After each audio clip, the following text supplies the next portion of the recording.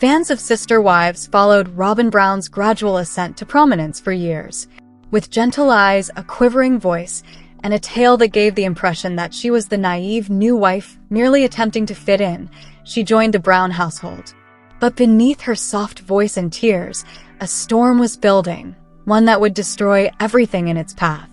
Robyn was appreciative, modest, and fervently committed to their common religion when she first joined Kody and his wives. Her power, however, gradually increased. Kody started to spend more time with her, listening to her exclusively and standing up for her in the face of every criticism. Even though Kody couldn't see what was going on, Mary, Janelle, and Christine, the other spouses, could. Robyn was more than just a member of the family. She was revising it in silence. Robyn's ability to persuade through emotion, rather than just her charm, was what made her so successful. She transformed every conflict into a drama in which she was the victim by using tears as armor. Welcome to TLC Flicks, your ultimate destination for all things reality, drama, and binge-worthy moments. From shocking twists to behind-the-scenes secrets, however. She sobbed at being misinterpreted every time she was questioned. She claimed she was being attacked whenever the family disagreed. She often emphasized how hard this life was for her whenever someone attempted to criticize her. However, Robyn applied this strategy not only to the wives, but also to Kody and even her own kids. She persuaded Kody that her children were the victims of her ex-husband's abuse and that she was the only one who could protect them. Official divorce documents, however, show no indications or accusations of abuse. It was a narrative based on her statements rather than actual events. Kody believed her anyway. He did. Before long, the man who had once taken great satisfaction in being fair had given himself entirely to Robyn. The sister wives sensed their growing separation. They observed him skipping holidays, skipping family dinners, and spending an increasing amount of time at Robyn's place. All of the others' grievances and tears were written off as jealousy. He had made Robyn the center of his world. However, manipulation-based power is short-lived. The fissures showed as the years passed. The family claimed to be seeking a fresh start each time they relocated, from Lehigh to Las Vegas to Flagstaff. However, it wasn't a new beginning. It was a way out. 15 years and 7 moves. 7 efforts to avoid the repercussions of their own decisions. The children's world fell apart with every move. They never had a place to call home, lost friends, and switched schools. The Brown children had boxes and moving trucks, while other children had communities and memories. What Robyn and Kody referred to as starting over was really a way of evading accountability. And Kody and Robyn grew more and more alone with each step. Christine, Janelle, and Mary were the first wives to go. The family that had claimed to be unified in faith had fallen apart by the end. Robyn is now sitting quietly in the home of her dreams. There is no kingdom, but the queen has her castle. Kody, the man she battled so hard to keep but now hardly recognizes, stands next to her, exhausted and resentful. Being the lone wife was precisely what she desired. It still feels like a punishment, though. Because Robyn is unable to deny the fact that she damaged not just the marriages of her sister wives, but also her own. She no longer has the community, the humor, or the support that she previously had. She no longer had the family she sought to dominate. She claims that she didn't choose this and that she never wanted to be a monogamist, to everyone who will listen. But she knows in her heart. This is the result of every decision she made. She controlled every feeling, choice, and cry. She spent so much time playing the victim that she ended up becoming one herself, stuck in the loneliness she made. Thus, the narrative completes a circle. The woman who used to seem to have all the power, Robyn Brown, is now left feeling empty and guilty. Her outplayed spouses are at liberty. She is the last person standing, not as the winner but as the lesson learned. Robyn ultimately received what she was due. She received precisely what she requested. She despises every moment of it. Like a shift in the wind that nobody sees until the trees begin to bend, it started out gently.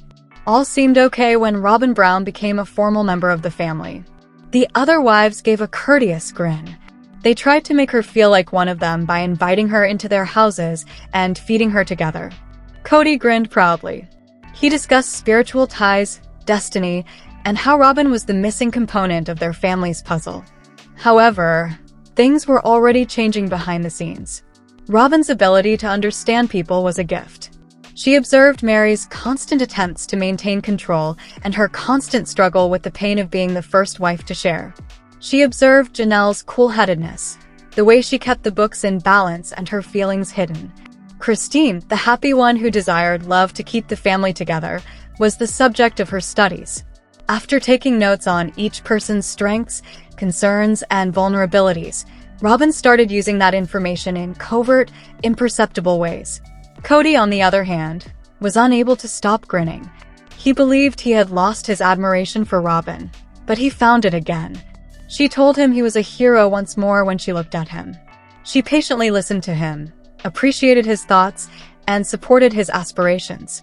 And gradually, he stopped paying much attention to the other wives. They initially excused it. They said that new love always burns brighter. When the next wife arrived, all of them had experienced this. It was a component of multiple marriage, learning to trust, let go, and share. However, something felt different with Robyn. Cody yielded to Robyn whenever the wives got together to discuss logistics or family plans. His gaze would never leave hers when he asked, "What do you think, Robyn?" Her voice, measured and soft, was more than just loud. Cody would change his mind if she didn't agree. When she appeared injured, Cody became defensive. The spouses began to notice that Robyn always ended arguments by sobbing. It didn't matter if it was a miscommunication, a brief remark, or an unintentional tone.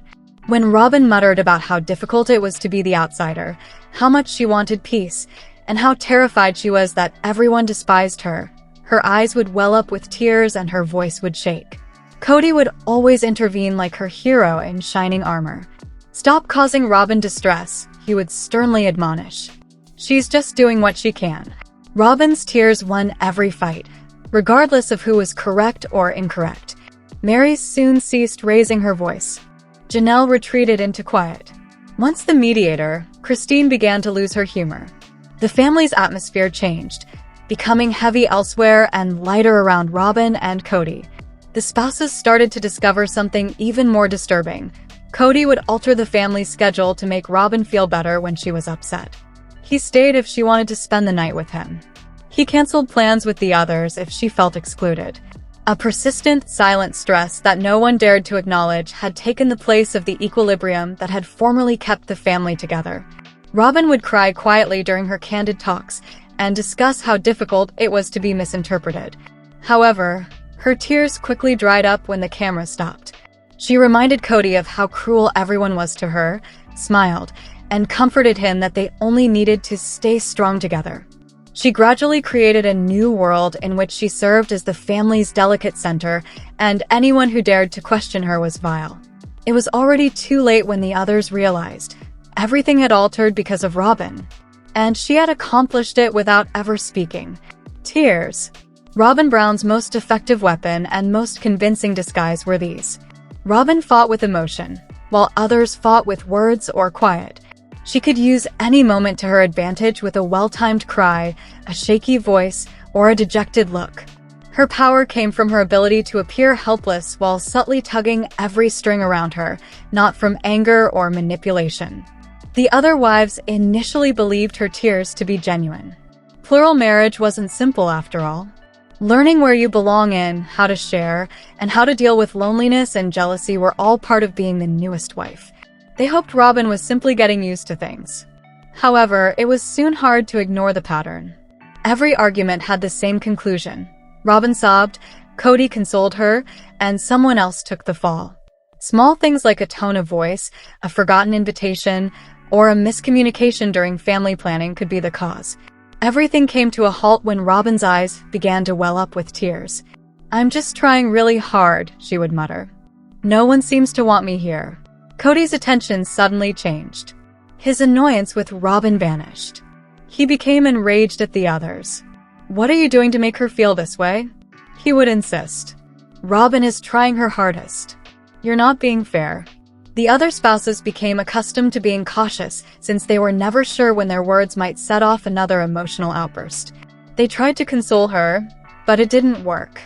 Robyn's tears grew louder if Mary reached out. Roberton talked of feeling attacked again if Christine apologized. Cody accused Janelle of not standing with Robyn if she attempted to remain impartial.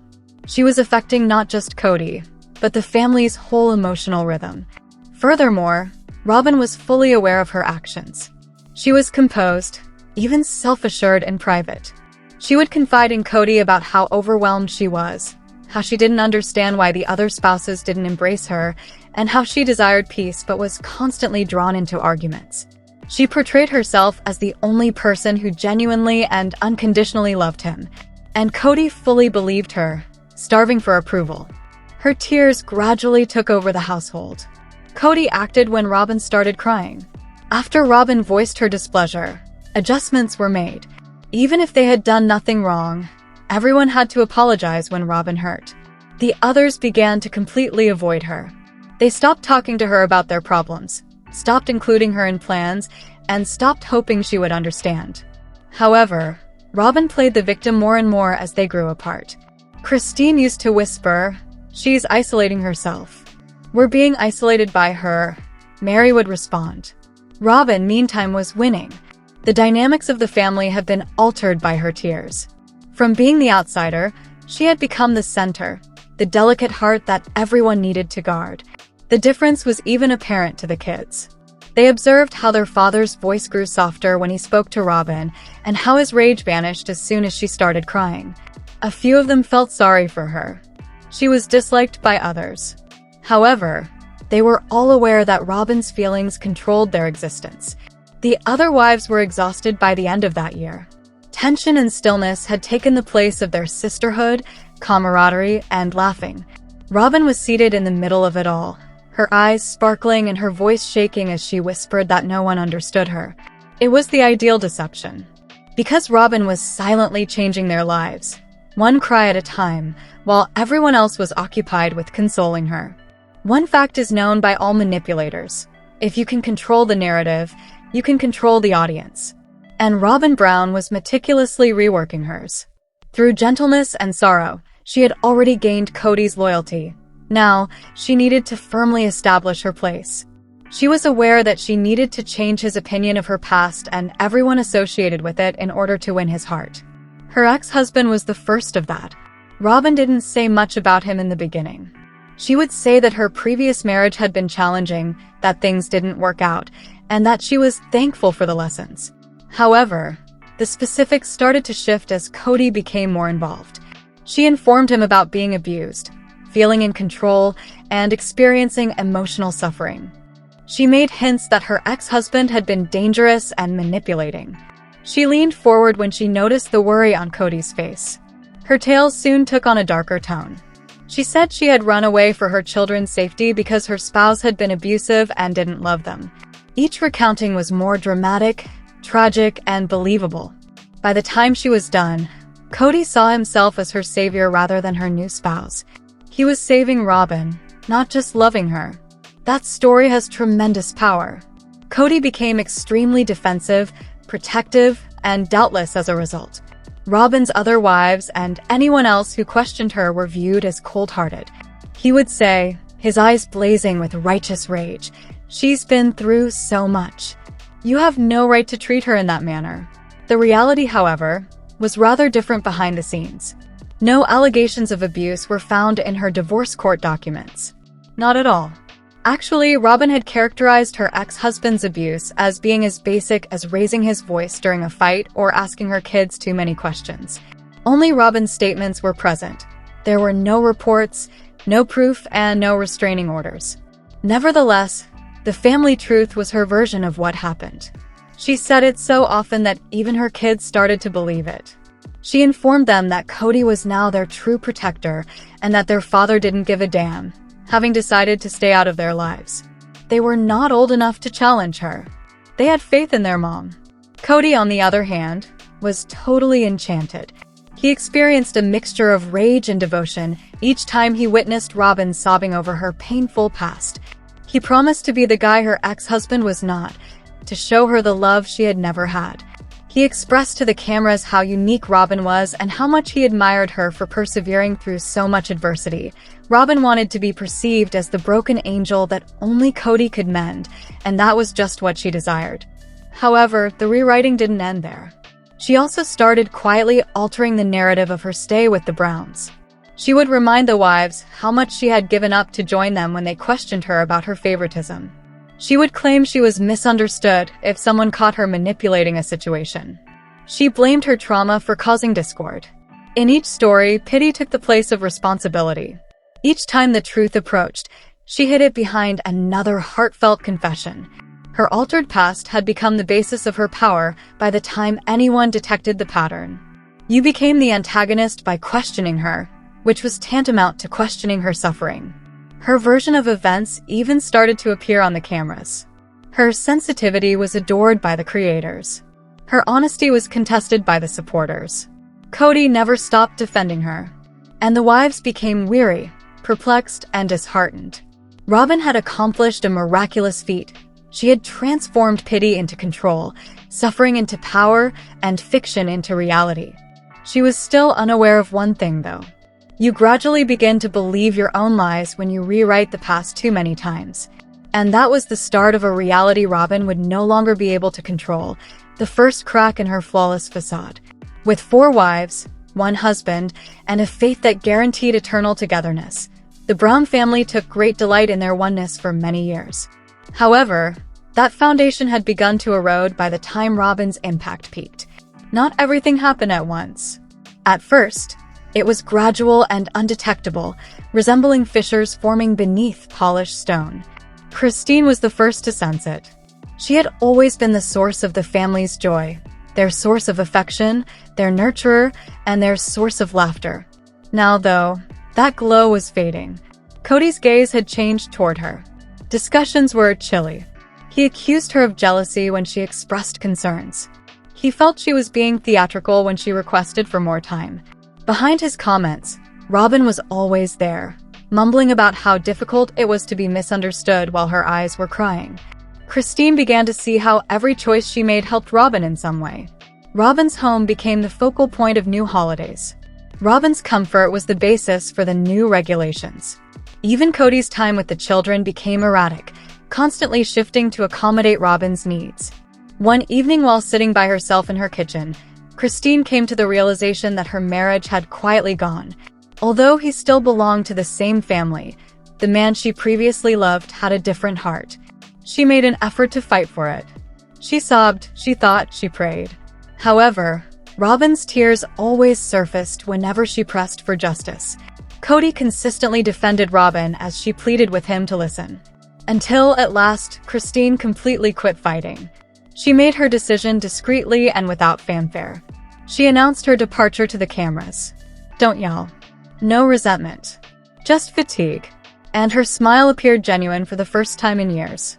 Cody was upset when Christine left, not because she went, but rather because she had the audacity to assume authority. He held her responsible for ruining the family. She was weak, self-centered, and disloyal, he claimed. Additionally, Robyn sobbed, insisting that she didn't want this, that she loved Christine, and that she was heartbroken. She sobbed on television. However, she had the truth in her eyes. Relief and a sense of near satisfaction were hidden under those tears, because the family was smaller once Christine left. Easier to manage. Janelle followed. Janelle was a sensible, practical person who had always maintained harmony by avoiding conflict. However, she was no longer able to overlook the unbalance. She observed that while the rest of the family was left to fend for themselves, Robyn and Cody lived in a world apart from their own, complete with lavish homes, preferential treatment, and unwavering attention. She was called ungrateful when she requested equality. Cody accused her of picking sides when she attempted to reason with him. When Janelle left, she didn't cry or scream. She simply became emotionally and eventually physically distant. Peace was more important to her than the appearance of family. Mary was left behind. The initial spouse. The person formerly known as confidant, spiritual leader, and legal partner. She was no more than a ghost in her own tale now. She had maintained her connection with Cody despite the fact that it had been a sham for a long time, possibly due to habit as well as lack of faith. However, after Janelle and Christine departed, Mary realized what she had been ignoring for years. Nothing remained to cling to. Robyn's authority had been replaced by tears. Cody had long since lost his affection. And Mary, who was once the family's cornerstone, was reduced to a mere relic of the past. By the time she left, there had been no dispute, no goodbye, and no explosion.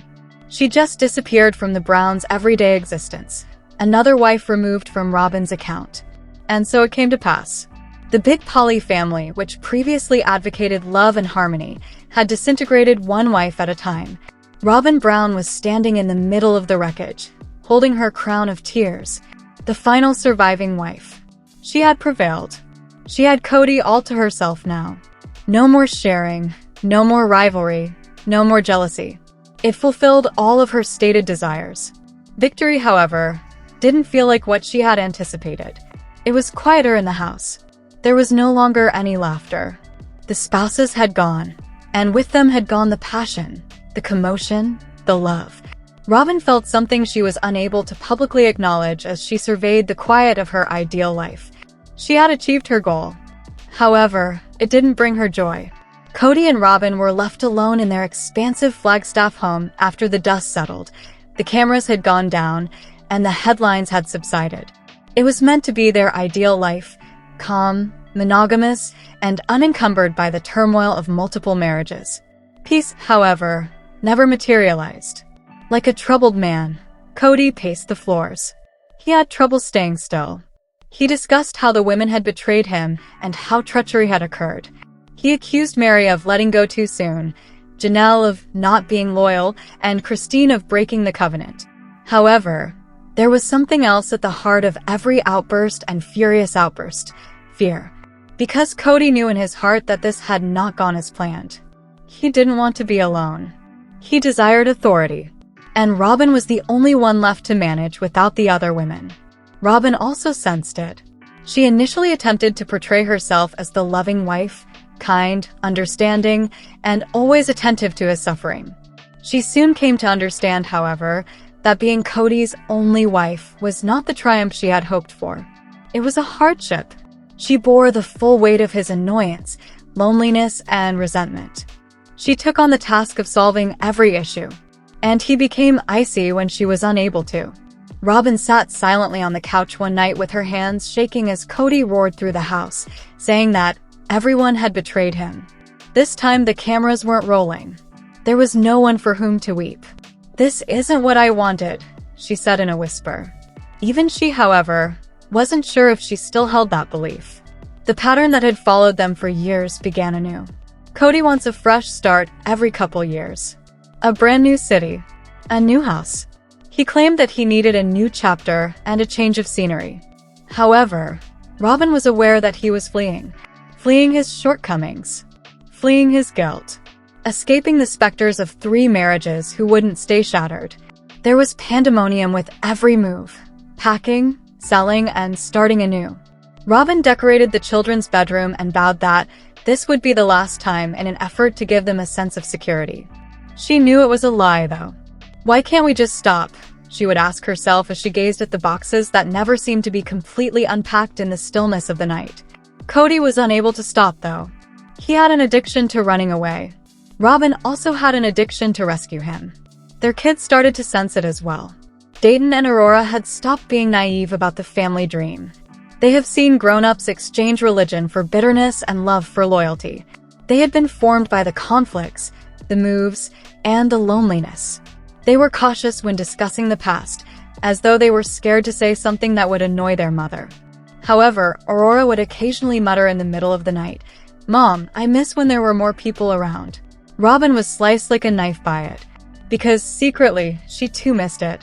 She didn't hear the sound, the laughing, the feeling of inclusion that accompanied disorder. She even missed Mary's unyielding fortitude, Janelle's cool reasoning, and Christine's cooking. However, those women were no longer there, and they had no intention of returning. Cody started discussing starting over once more. New territory, fresh aspirations. He mentioned relocating to another place like Utah, which might be more affordable and peaceful. As he spoke, Robyn nodded, but every word made her heart sink. Since she was familiar with this tale, it was not the first time she had experienced it. Cody insisted that every time they relocated, it was for a new beginning. It always ended the same way, with more anguish, more loneliness, and more rage. With a silent pain, she understood that Cody wasn't merely avoiding her history. He was fleeing from himself. And now she was his cage, the woman who had thought she was his salvation. Robyn gazed at her image in the mirror one morning as she packed boxes for another possible move. Her eyes were lifeless, her face exhausted. "How did I become this?" she muttered. There was no response from the woman in the mirror. She had spent years rewriting the story to save her reputation, and now she was stuck in it because the reality was too painful to speak out loud. Her strategy had succeeded. She was the sole spouse of Cody. However, she was now his sole target, audience, and mirror. Additionally, Robyn Brown, the woman who once cried her way to power, started to realize the true cost of victory for the first time. In Flagstaff, the days grew colder, the kind of cold that seeped into the bones and remained there. The trees outside the Browns' home were naked against the sky, and Robyn felt as though the house was unfamiliar for the first time in years. The silence wasn't the only thing. The energy was dense, oppressive, and brimming with unspoken things. Cody was no longer reliable. He talked about repairing his legacy, rebuilding Coyote Pass, and purchasing more land on certain mornings. He was pacing the floor in the evening, moaning about lost trust and betrayal. Robyn was never sure if she was getting the destroyer or the dreamer Cody. She was also worn out. She began by withdrawing from conversations and remaining silent when he yelled at her. Then it expanded. She ceased pursuing him throughout the house. She ceased acting as though she agreed with everything that was said. She stopped preparing his favorite meals as well. Cody didn't notice at first. He was too preoccupied with his own rage. But he did in the end. One evening, he stood in the kitchen and demanded, "Why are you so distant lately?" Robyn kept her eyes on the dishes. "Cody, I'm just exhausted." "What?" he yelled. "Of me." The soapy water caused her hands to freeze. The truth hung thick and perilously on her lips. At last, she responded, "Yes, I'm over you. Of everything." The ensuing quiet was acrid enough to pierce the atmosphere. Cody looked at her as if she had given him a slap. "What is the intended meaning of that?" "It means that I no longer recognize this life," she said. "I'm not familiar with you." He gave a sour laugh. "Oh, so I'm the issue now? When the other wives went, you were all right." "Robyn, you got what you wanted." Her voice broke. "Did I?" "Because this doesn't feel like winning," she said, gesturing around the deserted kitchen. Cody's mouth clenched. "You desired to have me all to yourself. You desired a monogamous union," she muttered. "I wanted a marriage based on love, not in control, not because of guilt, not out of fear." Cody's expression softened for a second, perhaps out of realization or even regret, but it was gone as fast as it appeared. "Don't take advantage of me," he replied sternly. "You've been dramatic all your life." He stormed out as he had done so many times before, slamming the door behind him, leaving an echo that reverberated long after he had left. Robyn fell to the ground. She had wept for years in an attempt to control, win sympathy, and assign blame. Her tears, however, were genuine now. They were the result of pain rather than strategy. She was no longer grieving for the family. Let us know in your comments. And stay tuned by subscribing our channel to get more updates like this. Thanks everyone.